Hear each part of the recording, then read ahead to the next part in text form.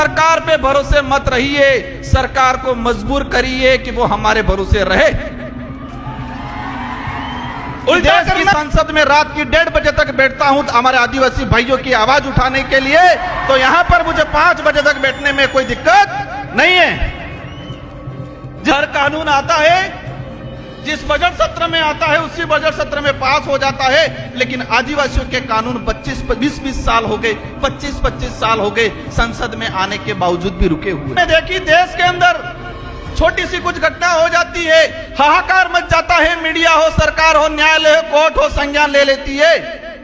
लेकिन आज भारत देश के अंदर पिछले 1.5 साल में 300 से 400 आदिवासी नक्सलाइट के नाम से मारे गए, इस पे किसी ने संज्ञान क्यों नहीं लिया? हम कह रहे हैं एक तीर एक कमान, तो क्या छत्तीसगढ़, झारखंड, उड़ीसा वाले आदिवासी एक तीर एक कमान के अंदर नहीं आते हैं? सभी को जय जोहार। थकान तो नहीं हुई है? पक्का कोई नहीं थका है? बीच में से आवाज आ रही थी कि राजकुमार जी तुम संघर्ष करो, हम तुम्हारे साथ हैं। मैं मेरी बात शुरू करूं, मैं जिस दिन से पैदा हुआ हूं और समझदार हुआ हूं, उस दिन से खुद के लिए, परिवार के लिए और कॉलेज राजनीतिक में आने के बाद समाज के लिए संघर्ष करता आ रहा हूं। और जब तक ये सांसें रहेगी, ये संघर्ष जारी रहेगा। और आप जैसे साथियों का विश्वास, आप जैसे साथियों का जो हमारे प्रति आशा उम्मीद है, ये उम्मीदें और आशा विश्वास मुझे और मेरे जैसे साथियों को और ताकतवर बनाने का काम करती है। मैं इस कार्यक्रम को सफल बनाने के लिए कई दिनों से इस पांडाल को, इस जगह को व्यवस्थित बनाने वाले और इस पांडाल में बैठने की व्यवस्था करने वाले वॉलंटियर साथी, गाड़ियों की पार्किंग की व्यवस्था करने वाले वॉलंटियर साथी, इस आयोजन को दिल से, सच्ची नीति के साथ सफल बनाने वाले सभी साथियों को धन्यवाद देना चाहूंगा। 33वें आदिवासी सांस्कृतिक महासम्मेलन, इस सम्मेलन में पूरे देश के आदिवासी समुदाय इस हमारे पांडाल में विराजमान है और सुबह से लगा के अनेक सोपानों के अंदर कार्यक्रम सफल हुए। 1-1:30 बजे हम पहुंचे और तब से अनेक वक्ताओं को सुना। आपने भी सुना, मैंने भी सुना। सबने अच्छी अच्छी बातें की, अधिकतर बातों पे तालियां बजी, अधिकतर बातों पे जयकारे लगे। एक बात कॉमन निकल के आई कि हमें संघर्ष करना है। सभी वक्ताओं की तरफ से जो बात आई उसमें एक कॉमन निकल के आई कि हमें संघर्ष करना है। और यह संघर्ष किस लिए करना है? अपने समाज के हक अधिकारों के लिए करना है, जल जंगल जमीन बचाने के लिए करना है। और फिर बात आई कि संघर्ष कैसे करेंगे? तो एकजुट होंगे तो संघर्ष होगा, ये बात आई। फिर नारे लगे, एक तीर एक कमान, आदिवासी एक समान। हम जिस मंच से, जिस जगह से हम बोलते हैं, हम जहां खड़े हैं, हम जहां बैठे हैं, अगर इस शब्द की यही पालना नहीं होती है तो संगठित नहीं हो सकते। और संगठित नहीं हो सकते तो हम संघर्ष नहीं कर सकते हमारे हक अधिकारों के लिए। साथियों, इस देश के अंदर 2011 की जनगणना के हिसाब से 140 करोड़ के आसपास पॉपुलेशन है और इसमें आदिवासियों की बात आती है। 10 करोड़ 43 लाख आदिवासी समुदाय जो रिकॉर्डली है। 3 से 4 करोड़ आदिवासी अपने कागजी आदिवासी प्रमाण पत्र लेने के लिए संघर्ष कर रहा है देश में। आज 2026 है, और 2026 के हिसाब से अगर बात करें तो भारत देश के अंदर रिकॉर्डली जो आदिवासी है 13 करोड़ के आसपास है और 5 करोड़ के आसपास संघर्ष कर रहा है। नॉर्थ ईस्ट का देख लो, साउथ का देख लो, हमारे गुजरात का देख लो, महाराष्ट्र का देख लो। और जो 13 करोड़ आदिवासी है इनमें से अधिकतर संघर्ष कर रहे हैं। मेरे राजनीतिक जीवन में मुझे 2 बार विधायक बनने का अवसर मिला मेरे विधानसभा क्षेत्र की जनता की ओर से, और आप जैसे साथियों की बदौलत मेरे संसदीय क्षेत्र बांसवाड़ा डूंगरपुर की जनता की वजह से मुझे सांसद बन के अवसर मिला।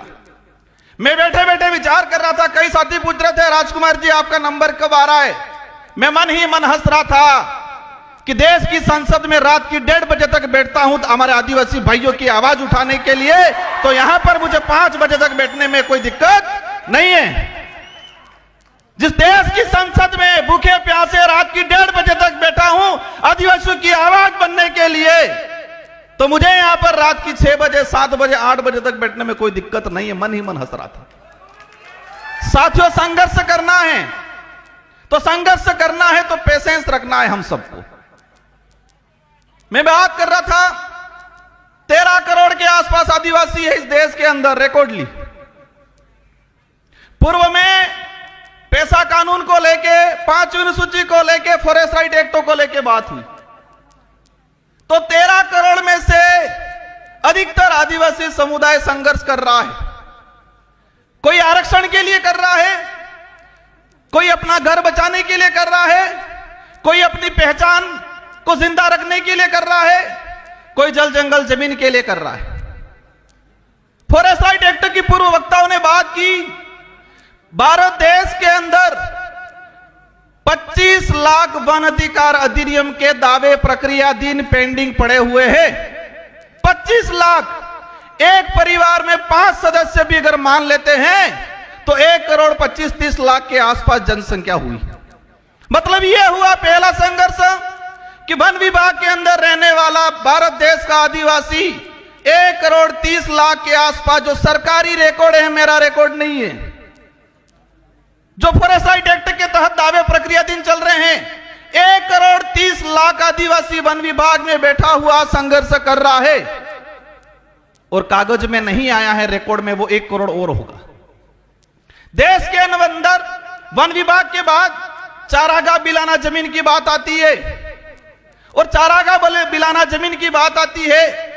मैंने जो पार्लियामेंटली जो रिकॉर्ड निकाला है उससे मुझे जानकारी मिली है कि 2.5 से 3 करोड़ आदिवासी चारागाह बिलाना जमीन पे बैठा हुआ है और संघर्ष कर रहा है कागजी अधिकार लेने के लिए। साथियों, एक बात की समझना पड़ेगा, हम अधिकार की बात कर रहे हैं।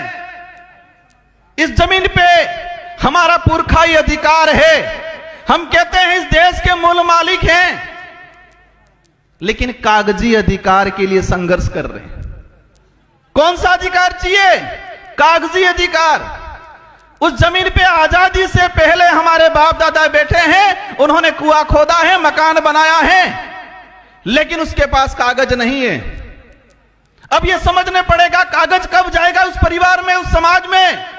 जब एजुकेशन जाएगा, स्कूल जाएगी, पढ़ा लिखा होगा तो कागज जाएगा। जिस समाज में एजुकेशन ही नहीं गया, आज पहली पीढ़ी एजुकेशन प्राप्त कर रही है और उनसे कहा जाता है कि अधिकार हो तो कागज दो। ये कागजी अधिकार। हम प्रयास करेंगे।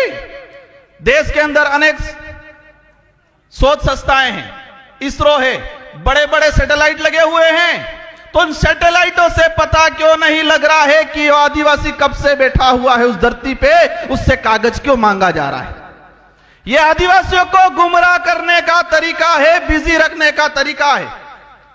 सैटेलाइटों से छोटी छोटी चीजें कवर हो रही है और उस पर भी मैंने जाने का काम किया, लेकिन ये सैटेलाइट और ये सरकार, हमारे पूर्व जनजाति आयोग के अध्यक्ष जी ने कहा कि 2005 से पहला बैठा हुआ हर आदिवासी को पट्टा मिलना चाहिए, लेकिन सरकार क्या कह रही है?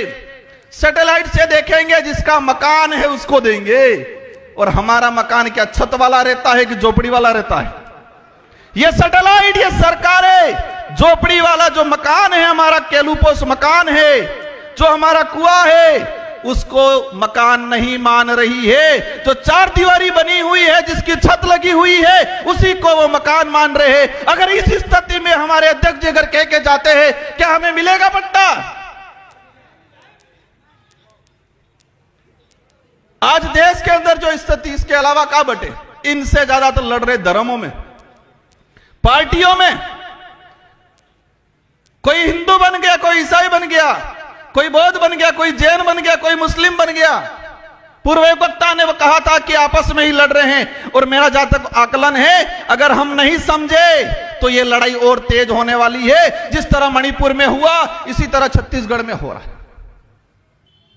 आज एक चीज हमने देखी, देश के अंदर छोटी सी कुछ घटना हो जाती है, हाहाकार मच जाता है, मीडिया हो, सरकार हो, न्यायालय हो, कोर्ट हो, संज्ञान ले लेती है।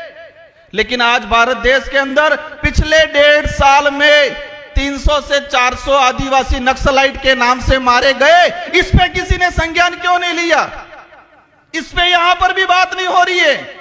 हम कह रहे हैं एक तीर एक कमान, तो क्या छत्तीसगढ़, झारखंड, उड़ीसा वाले आदिवासी एक तीर एक कमान के अंदर नहीं आते हैं? सलमा जुडो चला 2005 से 2008 तक छत्तीसगढ़, झारखंड के अंदर। मैंने पार्लियामेंट में क्वेश्चन लगाया, सरकार को पूछा कि सलमा जुडो चला अभियान, कितने आदिवासी मरे?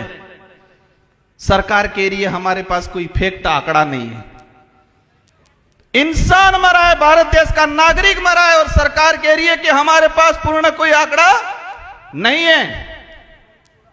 हजारों बहन बेटियों के साथ बलात्कार हुए थे सलमा जुडो में। उस समय भी अभियान यही चलाया था, नक्सली उन्मूलन। आज भी अभियान चलाया जा रहा है, नक्सली उन्मूलन। अगर नक्सली उन्मूलन होना था 2005 से 8 तक सलमा जुडो चलाया, तब क्यों नहीं हुआ? आज अभी चला रहा। मैंने देश के गृह मंत्री जी से भी यह सवाल लगाया, पूछा है कि जिस आदिवासी 14 साल की बच्ची को हाथ में हथियार मिला है, क्या वो पैदा होने से पहले ही हथियार लेके आई थी क्या? 14 साल, 15 साल की बच्ची, वो चाइना के हथियार हैं। आप सभी न्यूज चैनल में देख रहे होंगे, जो हथियार आदिवासियों से बराबर हो रहा है, क्या वो आदिवासी चाइना जाके हथियार लेने गया? उन आदिवासियों को हथियार पकड़ाने वाले कौन उद्योगपति है, कौन राजनेता है? जब तक इनका खुलासा नहीं होगा, आदिवासी इधर भी रहेगा, फौज में भी आदिवासी, उधर भी आदिवासी। मर कौन रहा है? आदिवासी मर रहा है। आदिवासी नहीं होती, देश का किसान कौम का, गरीब कौम का आदमी मर रहा है, वो भी फौज में कौन जाएगा? क्या उद्योगपति अडानी अंबानी का नेता बेटा जाएगा फौज में? आज देश के अंदर हजारों हेक्टर, लाखों हेक्टर जमीन पिछले 5 सालों के अंदर लीज पे दिए फॉरेस्ट। एक चीज देखा, मेरे अंदर भी पहले डर था, जो कोई कार्यक्रम कराते उनको भी डर रहता है कि कोई कुछ बोल नहीं दे, पीछे हमारे को पुलिस पूछेगी। डर से लड़ाई नहीं लड़ी जाएगी।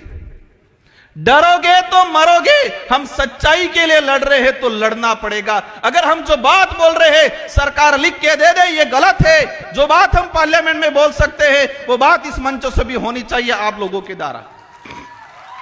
मैंने कहा था मुझे बारी नहीं मिलेगी चलेगा, मैंने यह भी कहा था कि मुझे नहीं बोलना, मैं सुनना चाहता हूं।